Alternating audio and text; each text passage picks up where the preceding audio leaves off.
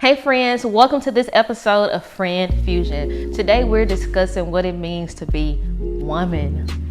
We have so many hats to wear, whether it's motherhood, whether it's running our own business, being a wife, and being a friend. Sometimes it just seems like the world is coming in on us and we seem to forget that we're partners in creation, right? That we have the ability to create the life that we want, not the life that the world wants us to have. In this episode of Friend Fusion, we're going to learn what it means to wear every hat the way we want it worn. Okay, stay tuned for today's episode of Friend Fusion.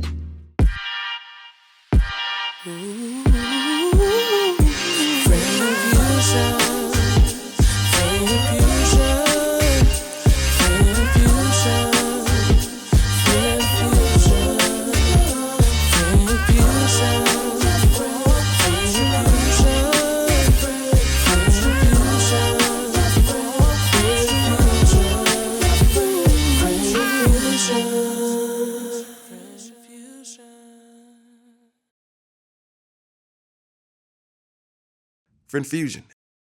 Marker and action. Hey friends, welcome to this episode of Friend Fusion. I'm Trinity Mitchell, better known as your friend Tran. And like every other episode, this one is going to be rich. Friend, you know, as women, we wear so many hats. It's a lot, okay? It can be very ghetto out here. While it is beautiful, it is also equally traumatic sometimes because we have so many things to juggle. But I have with me today a friend that I'm welcoming to the set of Friend Fusion and into our lives, who I know has a story, a testimony, a journey that will bless us and help us to navigate all the roles we have to play well. Y'all, welcome to the set of Friend Fusion, our new friend, Terri J. Vaughn. Say, hey, friends. Hey, friends. Or should I have said Levita? Should I have said Levita Alizé Jenkins? No, but why did I pick up your little accent? I went, hey, friends. What? You gotta come to Mississippi. That's what I'm saying. It's contagious. It is. I love it. Your energy is totally contagious. I love it. I got you saying, hey, friends, like me. Yes, This is great. This is wonderful. How you feeling? I feel amazing. Good. I'm so glad that you said yes to this interview. I feel so honored to have you. You're like, our mutual friend, Ernestine. Yes. Introduced me to Terri J. Vaughn through an email. Then I go and look at all your things. I'm like, this woman has not aged a bit. You feel like you aged? Oh, 1,000%. Yeah. I feel like I've aged. Her knees hurt sometimes. Whatever. My knees hurt, my back hurt. Yes, I feel like I've aged. Yeah, but you look absolutely amazing. Timeless beauty. And I just feel so honored to sit with you. It's not every day you get to sit with people who actually, like I told you earlier, you get what you see. Like, it's not all the things, just not like whatever. Like we know what's going on. Like in this society, people have a whole different, like you see them on social media and they're that. And then when you meet them in person, they're something else. It's just, So I love to just sit with people who are just them, you know? And so I appreciate you. I appreciate your heart in that. And I'm just so honored to have you. I can't say it enough. Thank you. I appreciate let's just imagine that we're in Mississippi today. Okay. We're in Mississippi. And I'm frying catfish this evening. Mm-hmm. I love me some fried catfish. I'm frying some catfish. Frying it hard. Okay, that's it, because we don't want no soft fish. No, I don't want it soft. No. We don't want that. And we're going to make up some collard greens. Okay, I'm with that. So far, so good. Some turkey necks in there. No, to see, now, I don't. You know what? You can cook it with the turkey meat. I just won't eat the turkey meat. Okay. I could do that. Okay. What you want in the collard greens? What we going to put in there? Some ham hock? No. No meat in there? No, you could do it with the turkey meat. Okay. You could do it with turkey meat. Good. I'm just not going to eat the turkey meat. Okay, gotcha. But I like how it's. But I want you to enjoy the food. I will. Okay, all right. I will. Okay. So we're about to have some fried catfish, some collard greens, and some cornbread. I could do all that. Honey butter. Okay. Yeah. Not quite jiffy though. We don't want it jiffy. We want some cornbread. Yeah. Oh no, I'm gonna hot water cornbread. Now it's been a really long time since I've had that. Girl, I only know that's one it person there. that made that in my life. That's my Okay, so we're grandmother. gonna do hot water cornbread. Okay. Mm-hmm. Okay. I like that. And I don't know if I'm trying to think of another good card. What we're gonna do with macaroni and cheese or yams? What's your preference? Yams. Yeah, I don't can- do much cheese anymore. Okay. We can do it's because you feel that you're getting older, so you can't do that cheese no more. I even stopped my kids from doing too much dairy. I love It's just that. not good for us. And it makes you hold water too. It makes you hold water. Yeah, the water retention. It does. It does a lot of stuff that we don't want it to do to us. And then increases mucus. We don't have to get into all of that. 1000%. Yeah. Yes. So we're gonna do yams. Yes. Yes. So in other words, yes. No mac and cheese. No mac and cheese. Absolutely. So now that we got our meal set for the day. Yes, I love it. Oh, wait, what are we drinking? What is our beverage? Sweet tea? I'm not really a sweet tea person. I'm either water or an alcoholic beverage or a cocktail. Water or cocktail. If you come to Mississippi, you got to get some moonshine. Okay, I'm with that. All right now. Oh, that sounds like now I am eating. You down? Well. I am so down. I got hot water. My husband got some family members that make it. Okay. And it's good. He says, why you telling their business? And the homemade wine. Okay, I'm so with it. You gotta come, girl. You gotta come. You gotta come. Coming. So I want to start unpacking your journey because it is the longevity of it. Can we just get into that? Like, God is so good. God is amazing. Yes. I don't even know where to start, right? Incredible. I think for me, in my childhood, I remember seeing you as Levita Alizé Jenkins first. Okay. Yeah. And we watched it every day after school. Couldn't wait. And I loved how you loved Sadie. And you know what? I'm a Sadie girl. Yes. Did I tell you I'm crazy about Brandon Mitchell? Yeah. I still love him. Yeah. And I feel so normal, like I feel seen when I think about those old clips. I'm like, it's okay for me to like be a lover girl. That's my man. You know what I mean? You can be a lover girl. Absolutely. You've worn so many hats: mom, wife, filmmaker, actress, and producer. How have your friendships helped anchor you through all of these life's transitions? I'm a big girl's girl. Like I love my girlfriends.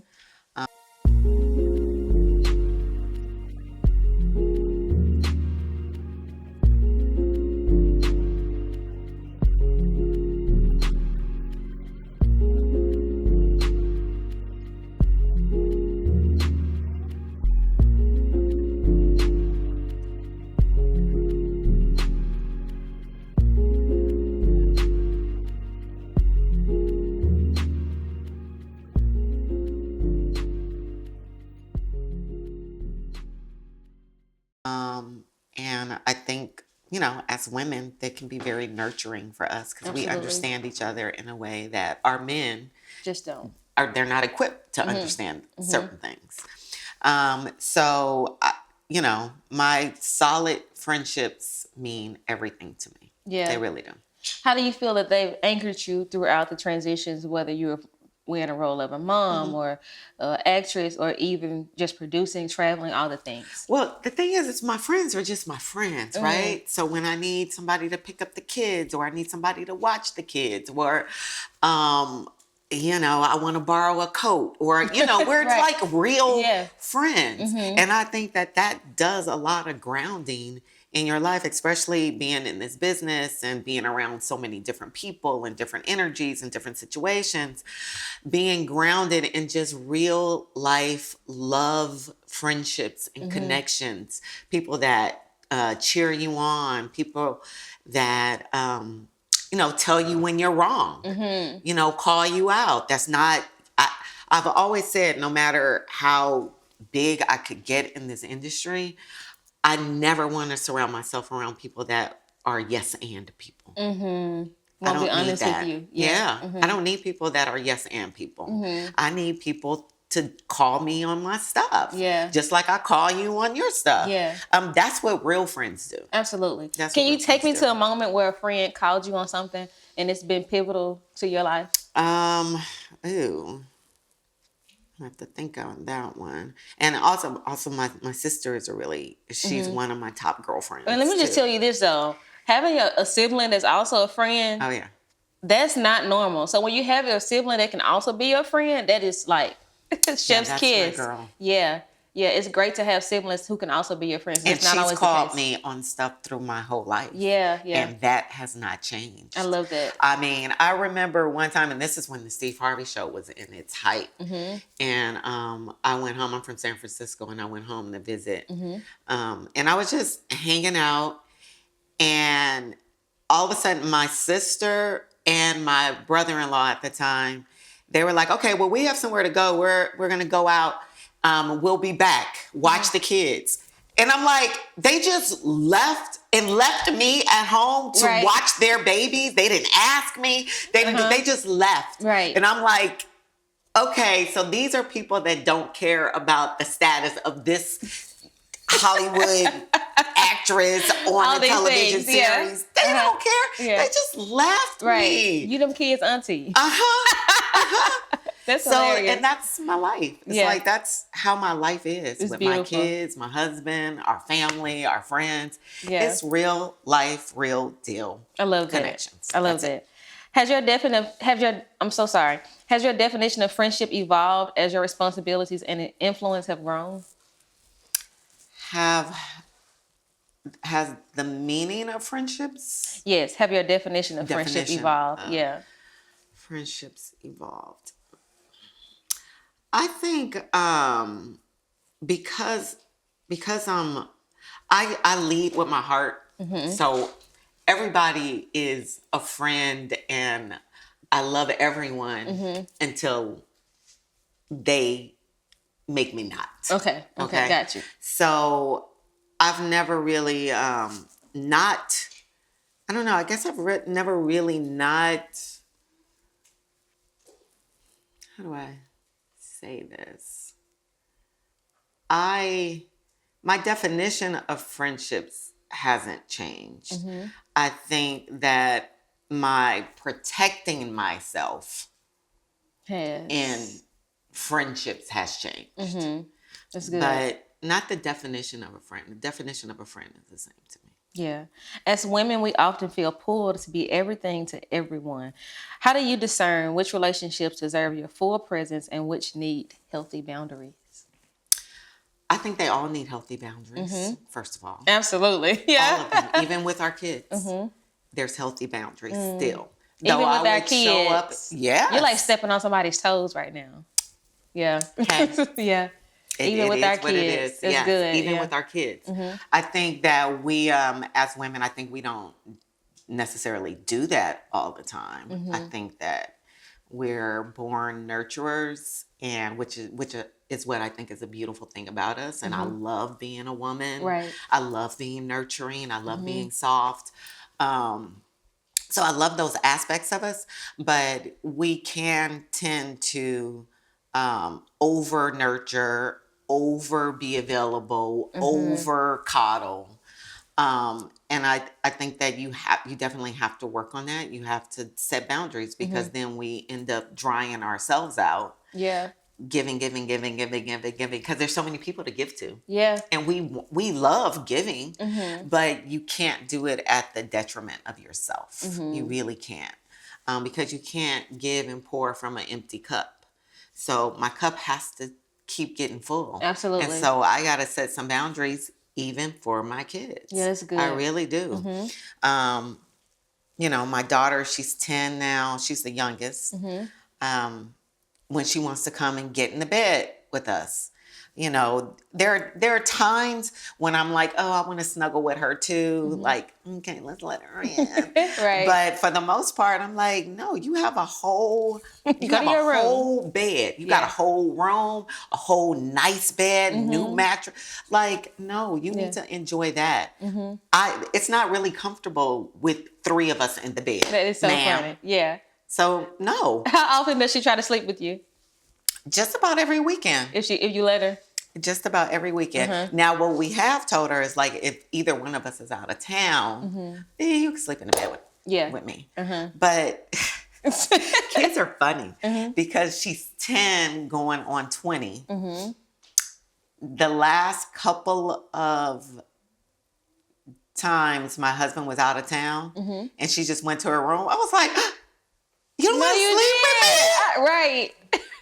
I was like, you don't want to sleep with me? Uh-huh. She's like, no, I'm sleeping in my own room. That's so funny. Yeah. What do you mean? You're growing up? I know. But it's good because we do want that. Mm-hmm. We want right. that. We want right. them to That's get a good thing. Yeah, it is a good thing. Great thing. What's one lesson you learned about friendship that you wish more women embraced? I think that there's certain expectations that I feel like people have when they label someone a friend. Mm-hmm. I think that, and maybe it's just me, Mm-hmm. but I have several friends that I don't talk to all the time, Mm-hmm. but I still consider them a friend like this. Really? But I don't talk to them all the time. Yes, one of my closest friends Mm-hmm. is Melinda Williams. Mm-hmm. And she's actually the godmother to my daughter. Mm-hmm.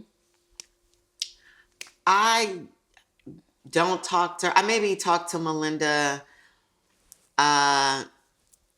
every couple of months, maybe we'll catch up or whatever. Yeah. But when we catch up, It's like nothing. it's like nothing. Or when we're in each other's town, because she lives in LA, I live in Atlanta. When we're in each other's town and we're able to hook up, it's, I can go to her house. I can sleep at her house. I can, this has been our friendship for 20 years or so. Yeah. That's still one of my best friends. And I don't talk to her all the time, but if I need her, I can call her. If she needs me, she can call me. Yeah. And I think that everybody needs something different. But for me, my life is so full and so busy. I don't need to have a friend that I have to talk to every day for them to be considered a friend. And it's not healthy. It leads to codependency too. Yeah. Yeah. So me and my friends, that's how we rock. Like, those are my really good friends, but I don't talk to them every day. I talk to them when I want to and when I need to. Yeah. That's good stuff. Okay, so let's pivot to your career, right? Because you have so many things going on. You even mentioned to me that you have a new project coming out. Can you tell us about that? Yes. So this is I have a new television series that I created. Congratulations. That stars me. Period. And it's called She the People. I partnered with Tyler Perry. So he's also an EP on it. And it's going to air on Netflix. Did I say called She the People? Yes. Okay. She the People. So it's a political satire. Okay. Nice. You're going to love this. Though. Okay. Like, you're going to get really geeky. Okay. You're going to be so excited. I'm ready. So it's about a Black woman who becomes the lieutenant governor of Mississippi. Come on. That is crazy. So the story is based in Mississippi. I love it. And you just watch her go through the political climate, all the things, dealing with the governor in Mississippi. This storyline is going to be something. It's going to be bananas. Yeah. And I love every bit of it. Wow. Some people will love it. Some people may not. Because we go there. Yeah. That's crazy. So you really do got to come to Mississippi. Because how you going to be the lieutenant governor of Mississippi? I know. Ain't been to Mississippi. I know. Right. That's good. That's a really good stuff. Congrats on that. That's big. So it's a half hour. It's a comedy. It's super fun. We do get to, poke the bear, talk about really real things, but just in a fun way. I love that. And Tyler has been a tremendous support system and partner. So I just feel amazingly blessed right now. Amazingly blessed. I love that for you. Netflix on May 22nd. Yeah, so cool. And it's so soon, right? Yeah, that's good stuff. So I don't know if this is a legitimate question, but what role, I'm forming this question. What role have you played that resonated most with your real life? Most with my real life. I think all of them are a mix of me. La Vida is definitely a mix of me. A girl from the hood, falling in love, trying to make a career for herself. That's very much my story. This character that I'm playing now, her name is Antoinette. very much like me. Again, she's a girl that grew up in the hood. You know, she still has her family in her life, and they're still very hood. Yeah. But she has to operate in the political world where her job is, her career is. So she's balancing and juggling these two different kinds of lives, her family life and her career life. So it's a lot of code switching. You know, try to get myself together when I'm in front of these people, let it loose when I get with these people. Right. So that's very much like life for me. Yeah. yeah, I get that. So I'm gonna say the two of them right now are the closest to me. Yeah, that's dope. That's really dope. As a Black woman in entertainment who's now behind and in front of the camera, what's been your greatest challenge and greatest joy in this space? Greatest challenge. There's so many challenges, you know, along this journey. Definitely pivoting into directing was very challenging, but super rewarding because I love it just as much as I love acting. What kind of challenges do you face as a director?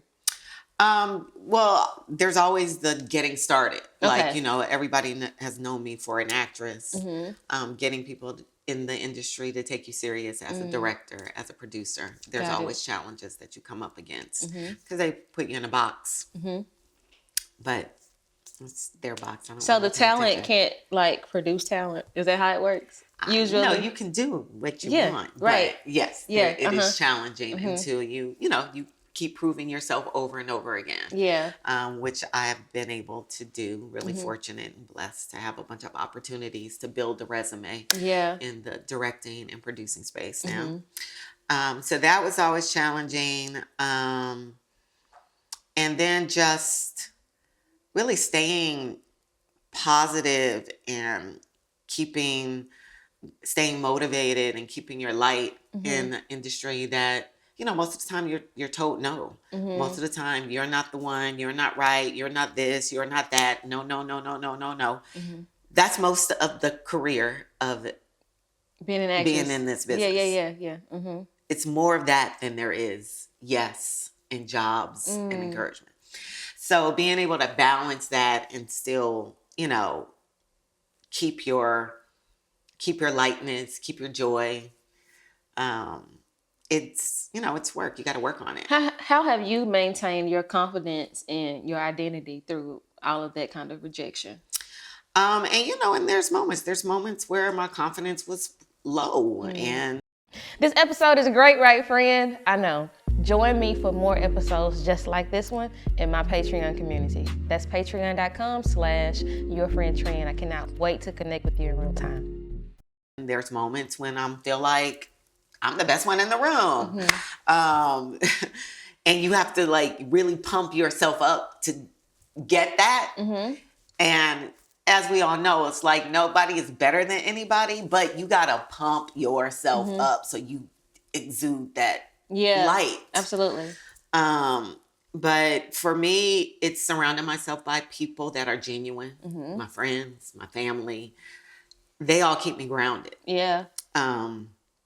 It's my spiritual life, meditating, praying, the books I read, the audio books that I listen to. Right. Also exercising. That's another thing that really nourishes me. Yeah. Going on walks, hiking.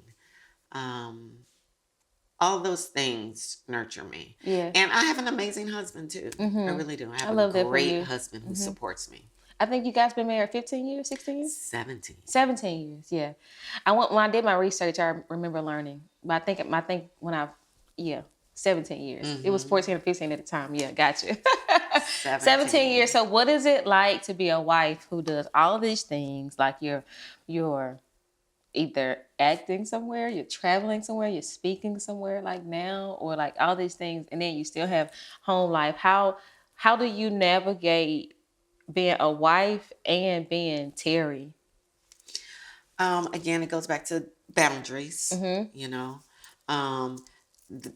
I absolutely love my life. I'm so blessed that I really do love my life. I love my career. I couldn't imagine not having it. A now. career that happened on accident from playing a school play And or I something, could not right? imagine not doing this. Yeah. Just like my family, my kids, my husband. I could not imagine not being a mom, not having that. So I love them both. Yeah. And I don't want either one of them to go away. So, you know, for me, it's when I'm working and I'm here in this space, this is what I'm doing. Yeah. And I got a great teammate that I know got all that stuff handled, Yes, or great. we have, help. That's settled so I can be free and be fully present here and not concerned about what's going on with Lola or Dalen or Khalil or anybody. That's huge. And when I'm with them, it's a little bit more challenging when you're an entrepreneur and you're kind of self-employed and you're this actress and then because the phone rings at all times, right? So you got to pick and choose when it's important enough to interrupt that family time. That's good stuff. You got to pick and choose when it's important. Yeah, because some stuff can just wait. Yeah. Like I can call them back. I'm like, oh no, I couldn't wait. And, and carry on with the kids or whatever I'm doing.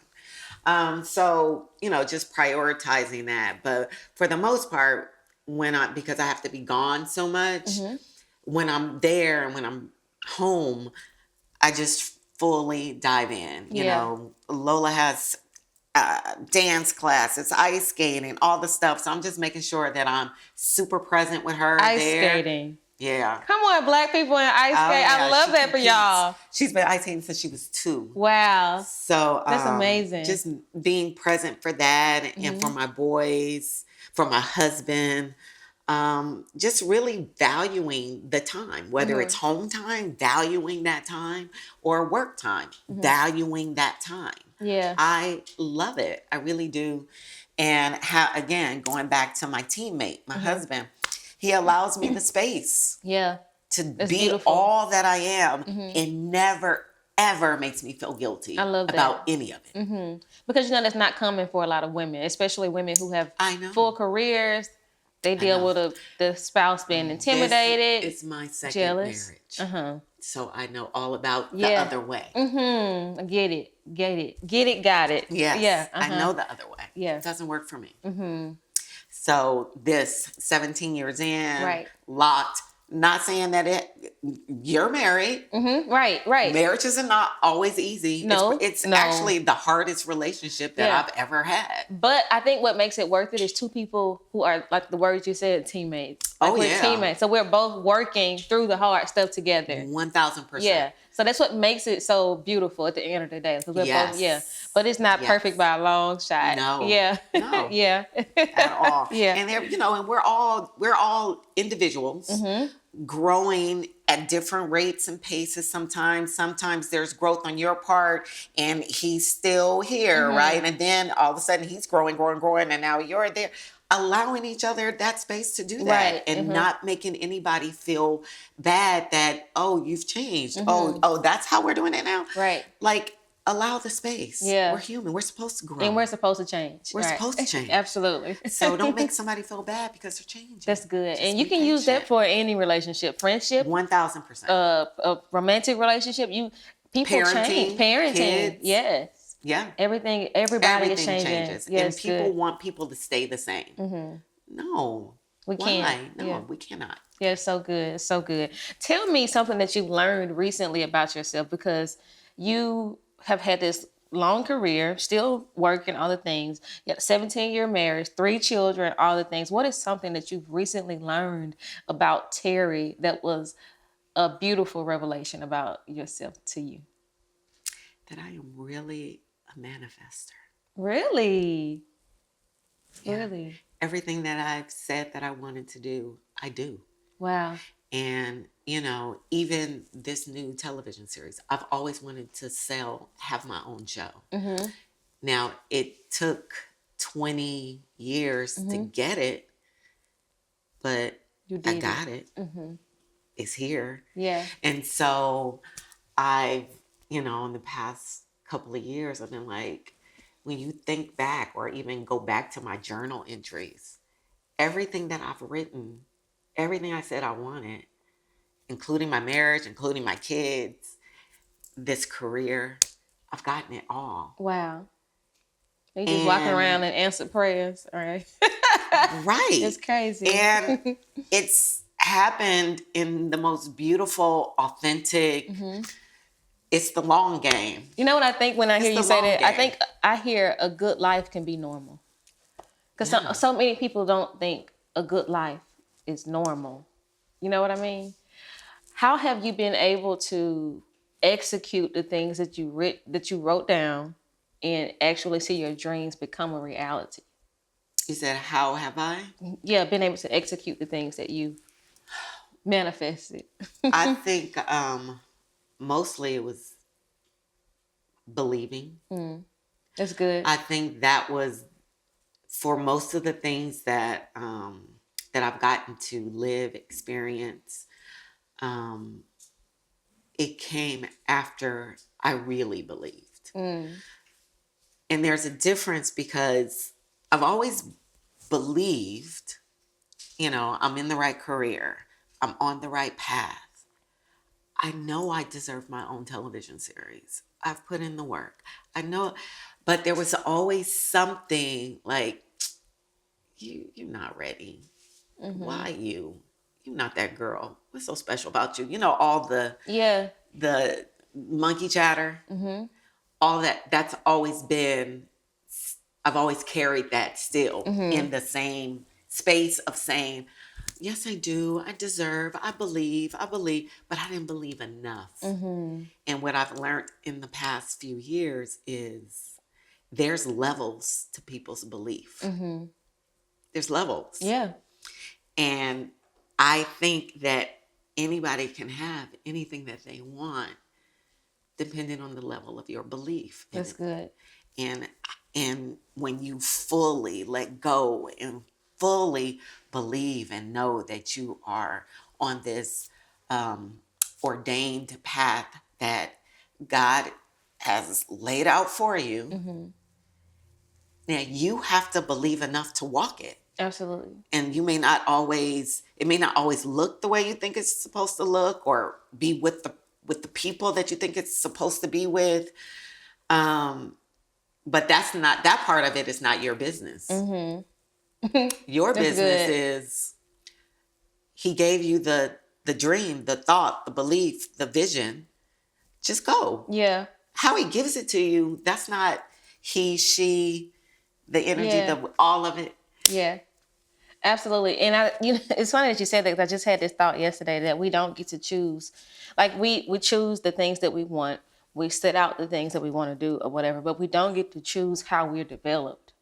No. You know what I mean? So the rejection, even the rejections, the things that don't feel good, the people who walk away or whatever, if you focus on what is used to prepare you, to develop you, you'll miss what is actually for you. You know what I mean? So I love that you said that you got to be willing to assume the position, even when it's not with the people you thought it would be with. You're not in the environment you thought you'd be in. And let me just tell you my cycle on this. Because I trust God so much. I just been feeling in my spirit that I'm about to experience like different things. Different things, right? Yeah. Good things, but things that make me uncomfortable, push me into like new rooms and new environments. And so I've been using the gym to get me used to doing things I don't like to do. I love that. And like doing things and just being in an environment that it's new to me, but I'm okay. I'm not anxious. I'm not talking myself out of it. I'm here. So one thing I've been doing is running. I'm not a runner. I'm a Stairmaster girly, okay? But I've been running because I realized that I need to get uncomfortable and get used to being uncomfortable and teach myself to like withstand discomfort. You know what I mean? And so do you think I'm psycho? That's where your growth is. Your growth is facing all those uncomfortable moments, and pretty soon those things will become comfortable. Absolutely. And then you'll have to go to a new level. Yes. You'll have to find a new right. And that's the beautiful thing about life. Yeah, it is. Yeah. I thank you for saying that because I needed to be reminded of that today. Like I got to keep doing uncomfortable. It's intentional like intentionally making love myself it. uncomfortable. Oh yeah. You're about to go. Yeah. You're laughing. I'm so serious. Yeah, I believe you. I receive it It's for sure. so true. If that's how you are walking on your life path right now, oh, you're doing it. I'm running. I'm like, I can't stop. I'm gonna keep finishing. I'm gonna keep going. I love it. Yes, you are. Yeah. Yes. I love What are some business relationships or connections that truly changed the game for you, and what made them so impactful? Well, my time on the Steve Harvey Show totally changed my life. Of course, those relationships, Cedric and Wendy and Steve, and those are still solid friendships. Yeah. And even the creator of that show and the director of the show, like those people changed, they opened up doors for me. Yeah. So those relationships were definitely life-changing relationships. And, I'll take it even back further to when I was in college. And I thought I was going to go into the advertising business because I wanted to be in business. I wanted to be a boss lady in business, but I wanted it to be something creative. And so advertising kind of fit the mold for me. And but while I was in college, I had a friend that was recruiting girls for a Miss Black California pageant. And so me and some of my friends, we were like, oh, okay, we'll do this pageant. He was like, will y'all do this pageant?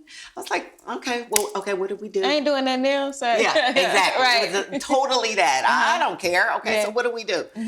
And so for the talent part of it, I didn't really know what I was going to do. I don't sing. I mean, I sing all the time. It just sounds terrible. Right. But,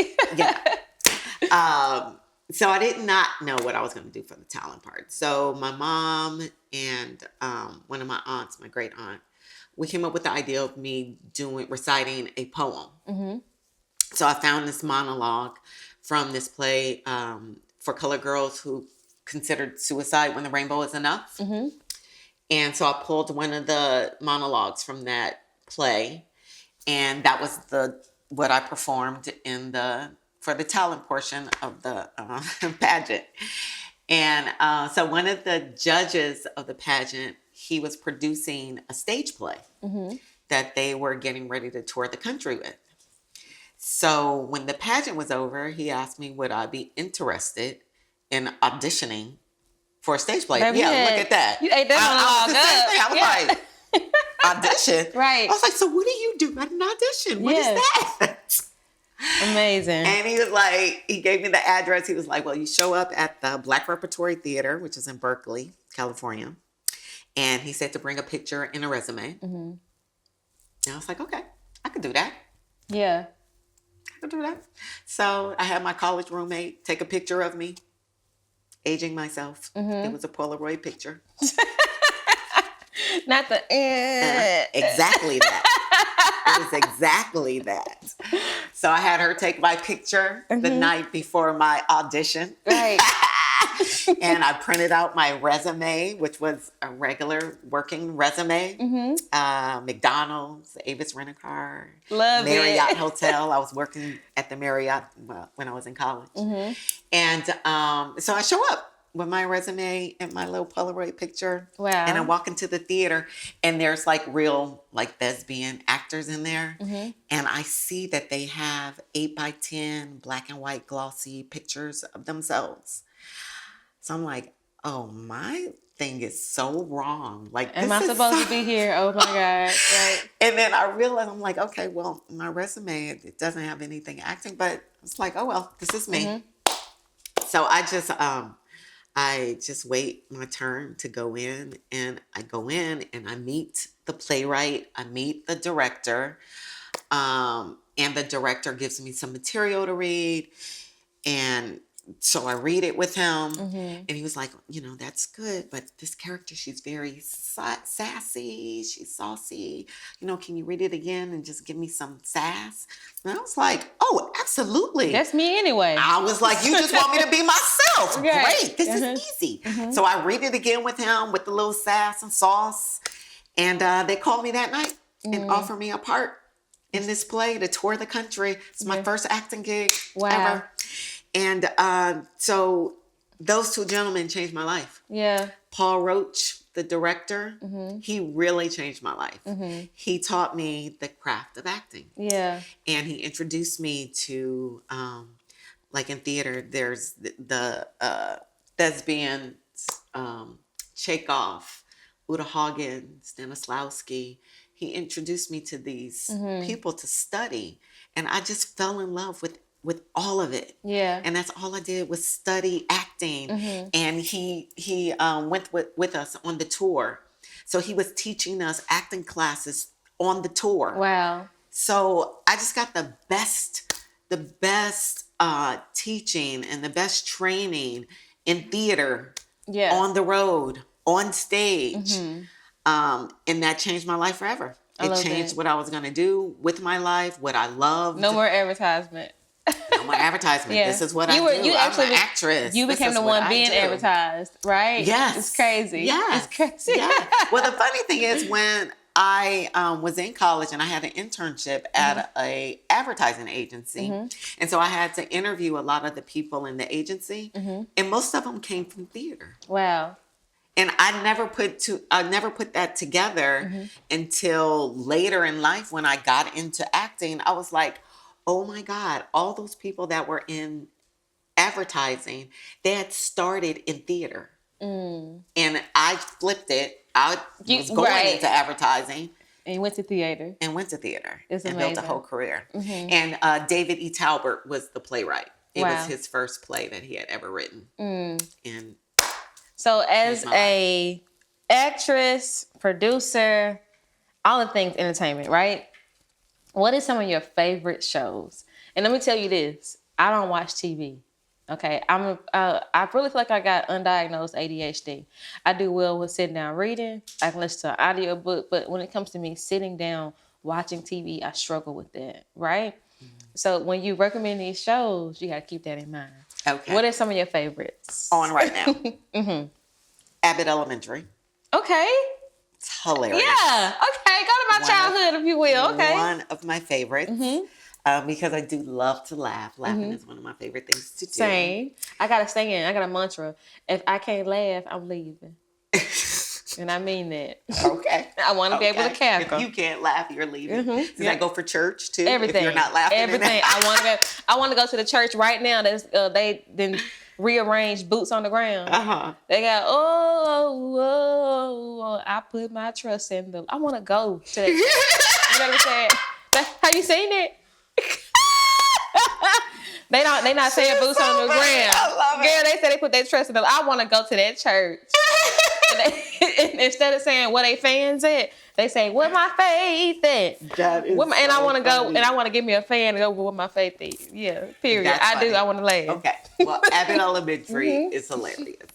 I just started watching. Shonda Rhimes has a new show. Okay. That just came out on Netflix called The Residents. Okay, I think I love it. heard of this or something. Okay. I love The Residents. So it's like a mystery, but it's funny. Okay. It's funny. It's really good.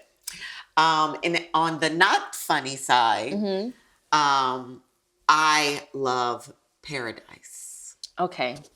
Everybody's been talking about Paradise. Okay. It's so good. Okay. It's so good. Okay. So those are my top 3 right now. Okay. Got you. I love that. Paradise. I have more that I think, really is it a like. Hulu thing? Oh, Reasonable Doubt. Reasonable Doubt. Okay. Really good. Is that also on Netflix? Reasonable Doubt is on Hulu. Okay. Got you. On Hulu. And I'm about to direct an episode. Okay. That's amazing. It's one of my favorite shows. Uh-huh. They're going in their 3rd season, and I am finally getting the opportunity to direct it. So I'm so excited because it's such a good show. That's amazing. Okay, I got a question for you. I got to ask you. If ever you could do a remake of the Steve Harvey Show and be Levita again, would you do it? Yes. Absolutely. Absolutely. Levita grown up? Yes. What? Yeah. Yes, with her kids now? What would be the difference in that character now versus then? Well, like I said, I think she would have her kids now. So I think she would still be just as saucy, just as sassy, just as joyful and light. Because I always thought that Levita was so loving and light, but she's going to tell you how it is. Yeah, absolutely. And she doesn't mean anything by it, but she's just telling you the truth. Yeah. You know, that suit is ugly. You know, whatever it is. Right. I'm just saying, you should try a different color. Yeah. So I think, I don't know. I think the only thing that would be different is that she would have kids. And she would put all her sassy and sauciness on her kids. You know what? No, I think that her kids would not catch her sass. I think maybe that's where she would soften up. So she's less aggressive now. And maybe she's less aggressive, but only with the kids. Yeah, only with the kids. Only with the kids. Yep, I can see that. So tell me something. We talked about everything you had to learn in terms of being on the tour and meeting Paul Roach and all these people who literally changed your life, right? What are some things you had to unlearn to become Terri J. Vaughn? Judging myself mostly. I had to stop doing that. Yeah. Stop putting limits on myself. Stop beating myself up with things that maybe I was taught before. You shouldn't do that, or mothers don't do that, or as a wife you shouldn't do that, or you should do this, or all those things. I had to unlearn. Yeah, because everybody's an individual. If I'm trying to fit into what, I don't know, society came up with 100 years ago, and I'm still trying to fit into that same box that was created, that a wife is supposed to be, or a mother is supposed to be, or that a woman is supposed to be, and that don't feel right on me, and I'm still trying to force myself to be that. Yeah. Not at all. I have given myself permission to be fully me and to make my marriage, my home life, my career, make it fit me. I don't have to fit into something that was created.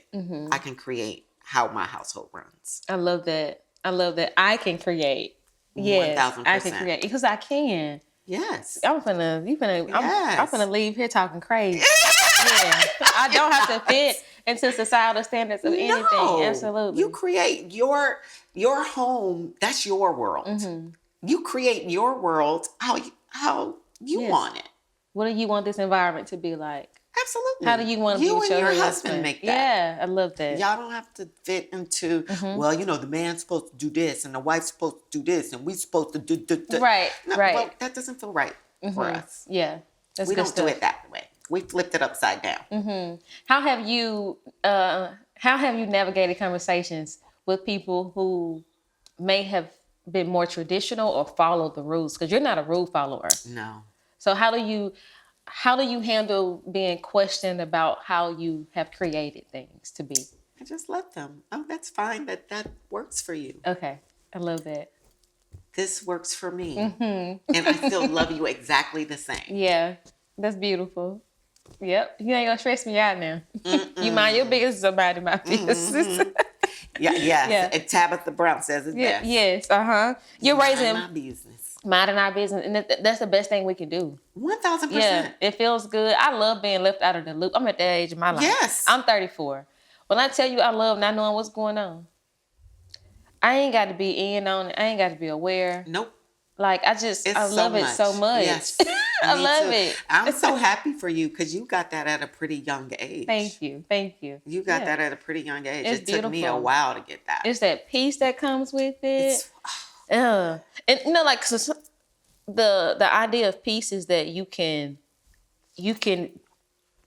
like pick up peace and put peace down. But really, when you get to the place in your life where you just focus on your relationship with God, your family, and like you start to possess peace. Like you are the peace.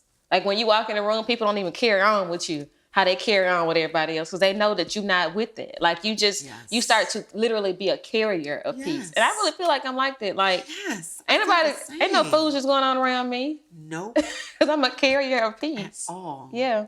And when I feel that energy, I just politely excuse myself. Absolutely. It's not for me. No, can't do it. Some things I'm going to do, but that I'm not going to do. Me either. Because if we can't laugh, we leaving.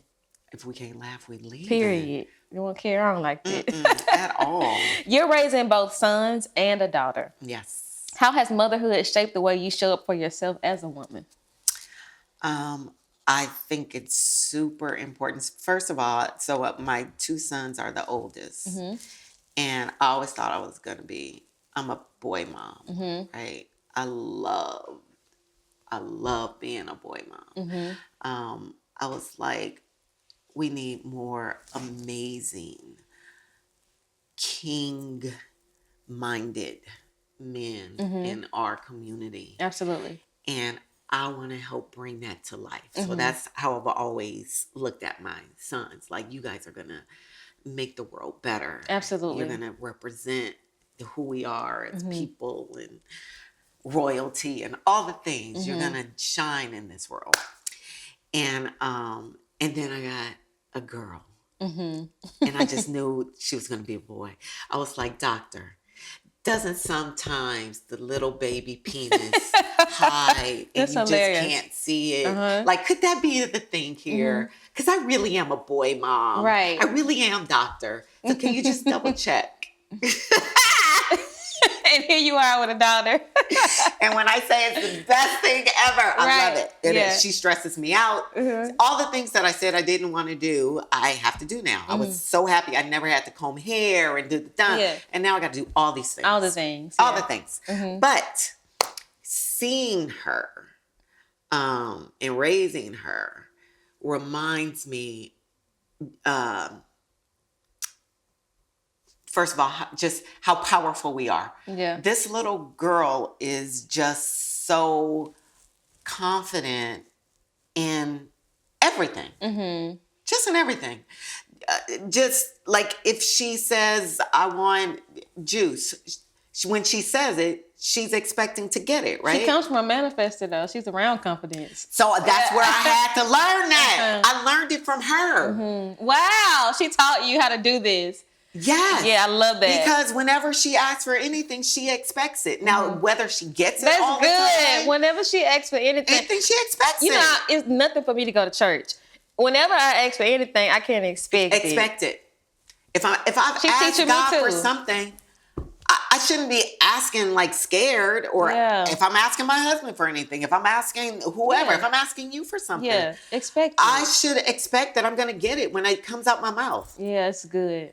So now whether I get it or not, it's not, but the expectation should be that. Yeah, but the expectation is a breeding ground for acceptance. Like you gotta, 1,000%. you know what I mean? That you deserve it, that if it came to your mind to ask for it, it's because it's something that you should have. That you can actually that obtain. I can obtain it. Instead of doubting like, oh, should I ask? I'm just going to ask. And then I ask like this. Why am I asking like that? Nobody going to give me anything if I'm asking like this. Can I please have a water? Yeah. You know, like, and now I'm like, may I have a water? I forget what you want because now I'm concerned about you. Are you okay? Right. You know what I'm saying? Like, forget about the water. Are you okay? You know? Yeah. Right. So just being bold. Yeah. And expecting what you ask for, right? So I learned that. And so for me as a mom, it is important that my kids see me enjoying my life, thriving, laughing, working in a workspace that I enjoy, that I'm not going to work beat up, sad, you know, all the time, that I've created a life that I love for me. And so they are too equipped knowing that you can create a life that you is love. Great for you. Yes. And I think it's important for our kids to see us that way. It's important for our kids to see us intimate with our mates. Absolutely. You know, it's important for them to see us even argue. It is. To see that healthy conflict. Yes. Yeah. They can see that, yeah, we can argue, but then, okay, like an hour later, now we're back snuggled We can up. argue and respect each other. 1,000%. We can argue and love each other. We can argue and still value one another's opinions. Like, yeah, that's really important for our kids to see. Yes. And that their voice matters. So this is different than how we grew up. Because when I grew up, it was like, watch your mouth. You know, that's too sassy, or mind your business. in my house, I welcome my kids to tell me what they feel. Now you better say it in a way respectfully, respectfully, right. but please express Yeah. exactly what you feel. And I encourage that, especially with my daughter, because I feel like women, we so many times we're taught to, you know, to silence ourselves sometimes because it's deemed, I guess, not appropriate for a woman to speak her voice, or just even in a relationship. Like if you have to tell your mate or somebody that you're dating, I don't really like that. There's been times where I just didn't say it because I didn't want to create any kind of conflict. And that follows you from your childhood. 1000%. Always been told to be quiet. Always being told to be quiet. Yes. You're being too sassy. When I was just saying what I felt, like he was wrong. Why did he say that? Right. Even though if he was my father, like that was wrong. He shouldn't have said that. He shouldn't have did that. Or he shouldn't be drinking that or whatever. Watch your mouth. Watch your mouth. Why? Right. I'm only... So then I just hold it in. And then I took that into my adulthood. Yeah. Holding it in relationships and business. I don't do that anymore. You told me earlier this is your second marriage. Do you think holding it in led you to your first marriage?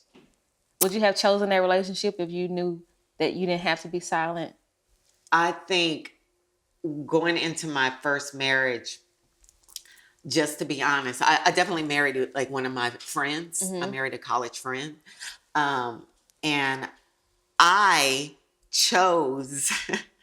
This is what's funny, and I laugh with God about this. It was like I was living in LA. I'm pursuing this career as an actress, and I don't want to be out here dating all these dudes being a hoe. Yeah, this coochie is not for everybody. And I was like, because you're getting hit up left and right. You're a pretty girl in LA. It's like, okay, you want to go. And I was like, okay, I need a husband. I know. Hey. That's hilarious.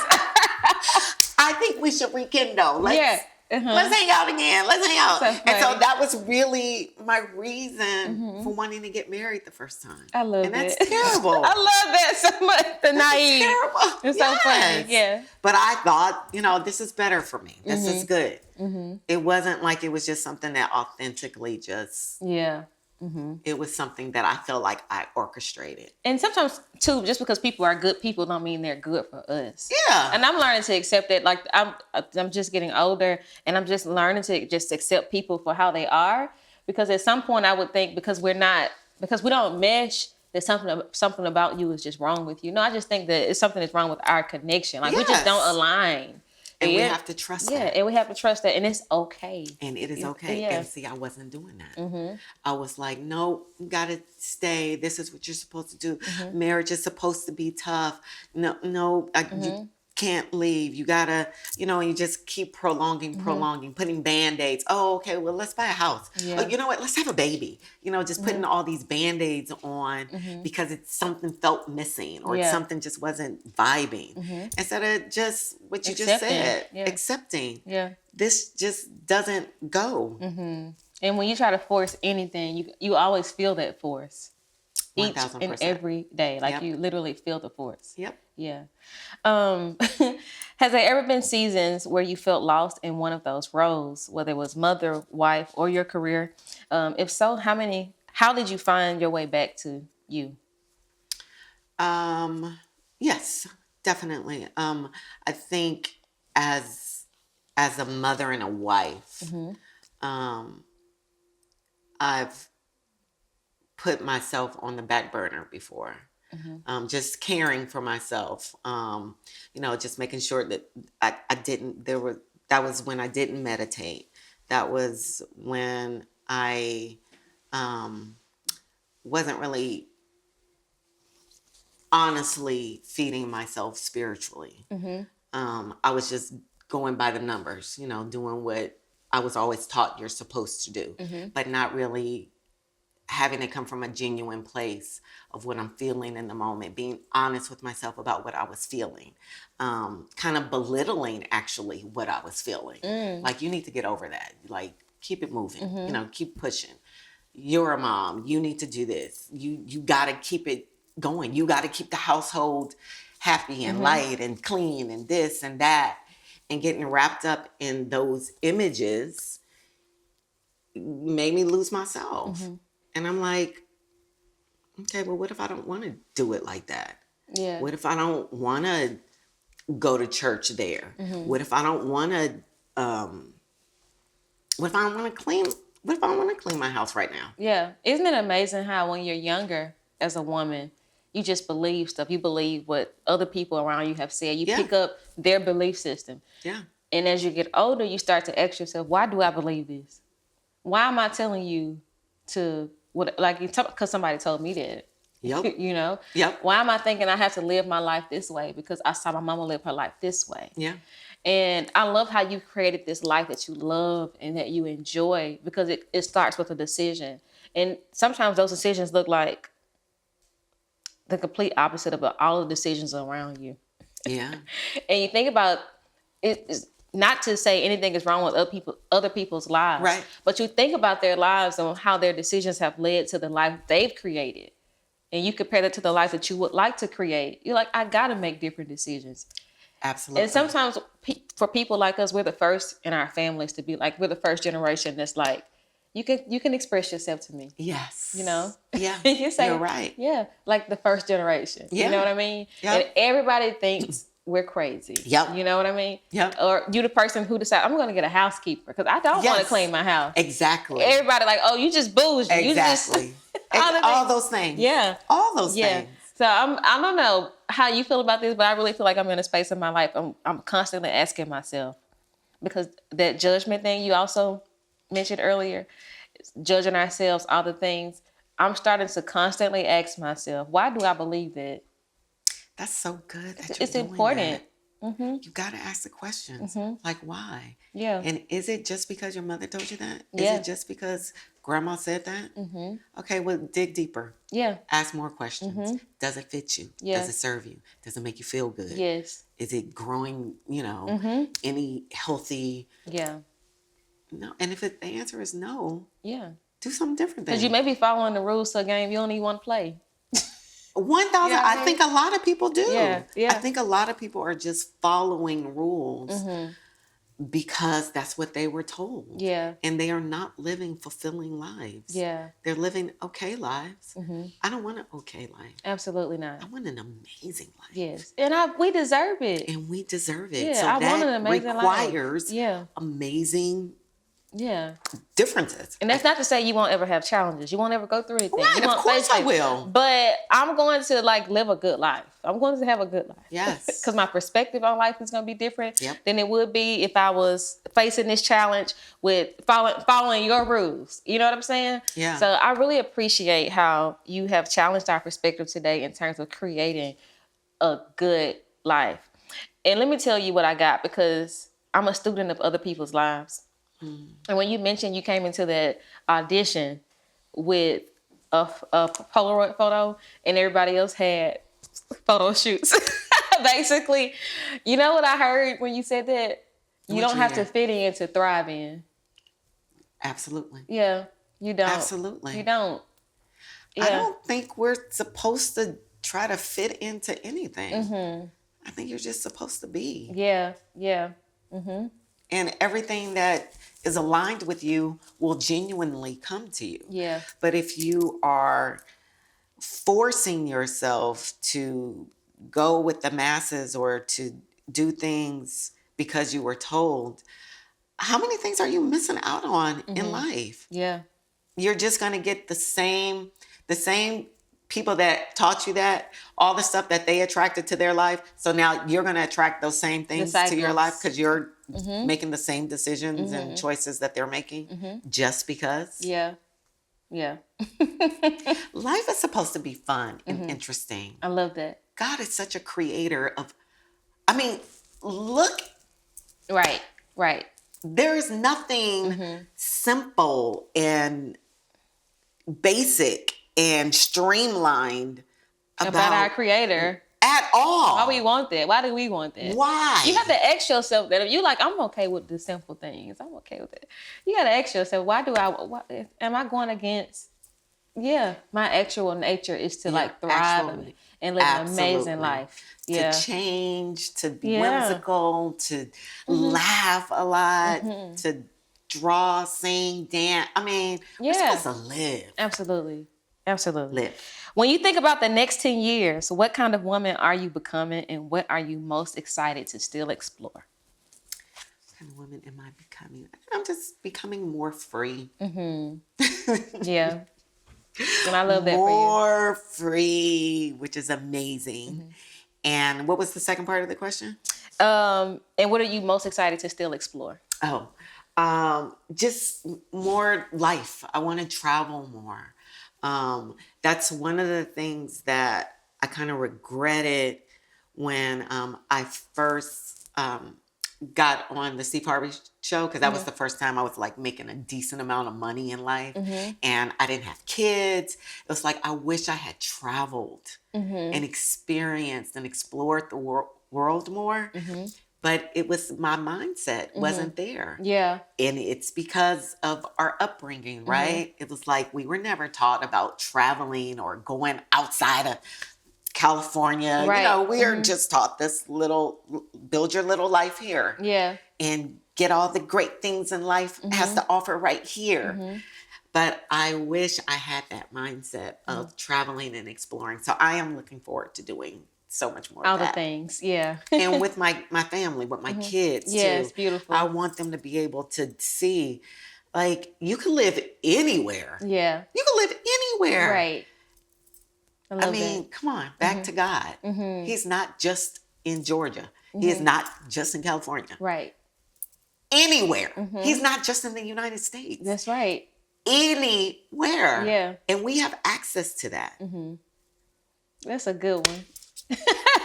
Come on, man. I have enjoyed this conversation so much, Terri. Is there anything you would like to leave with our friends watching? No, just live. Just live. Live. Yeah. Well, thank you so much. We're excited about the show coming out on Netflix. What is the name of it again? She the People. She the People. Yes. In Mississippi. Yes. Yes.